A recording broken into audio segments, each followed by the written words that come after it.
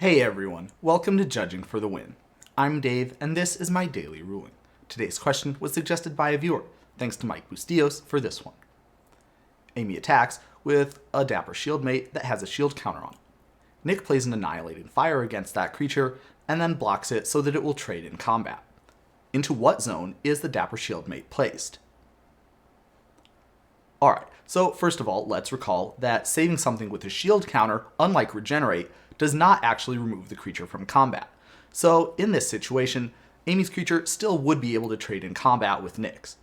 Now that we've got that out of the way, let's take a close look at what exactly Annihilating Fire says. And it says that if a creature dealt damage this way, would die. Now, notice that the shield counter getting removed caused the damage from Annihilating Fire to get prevented. So we can't really say that Amy's Dapper Shieldmate was dealt damage this way.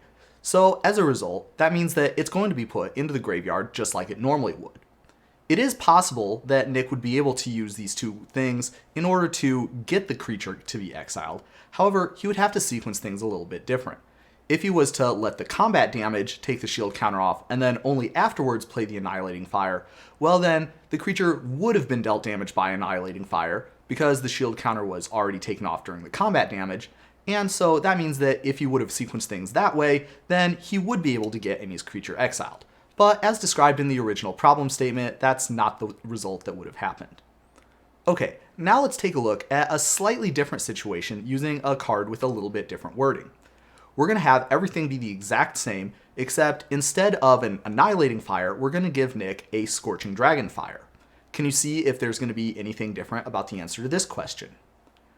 And so if we take a look at the Scorching Dragonfire, we'll see something very interesting. It doesn't say that the creature has to be dealt damage this way. It just says if that creature would die. So really, unlike the Annihilating Fire, the Scorching Dragonfire has two different things that it does, and its wording does not imply any sort of a link in between them. That means that even if the damage from the Scorching Dragonfire gets prevented, it still is going to be that creature. And so that creature is still going to get exiled if it dies later on that turn, no matter whether it got damaged by the Scorching Dragonfire or not. Now before I close out, I wanted to tie up a couple of loose ends about this situation. First of all, I wanted to point out that both of these removal spells use the word instead to indicate that the creature is going to be put into the exile zone instead of in the graveyard. That means that there's no point in time at which Amy's creature is ever in the graveyard. So that can have some implications as far as dies triggers or stuff that triggers when something you have gets put into a graveyard. Another thing that I wanted to point out would be that with situations like this, where there's two different templates that have slightly different wordings and therefore slightly different rules implications, a lot of the time that happens because Wizards started out using one and then eventually they went over to the other one. However, as far as I can tell, when I was doing some research with this question, that doesn't really seem to be the case here. I could find relatively modern examples of cards that use both of those templates, and from what I could see, it seems like Wizards likes to use the Annihilating Fire template for stuff that can deal damage to creatures, and the other template for stuff that can't. Now, all of this is to say that it's really important that if you have a question like this, that you want to take a look at the actual wording of the card in Oracle, because that's going to be your best bet at getting the exact right answer, especially in cases like this where such similarly worded effects can have such a big difference in what the actual answer ends up being.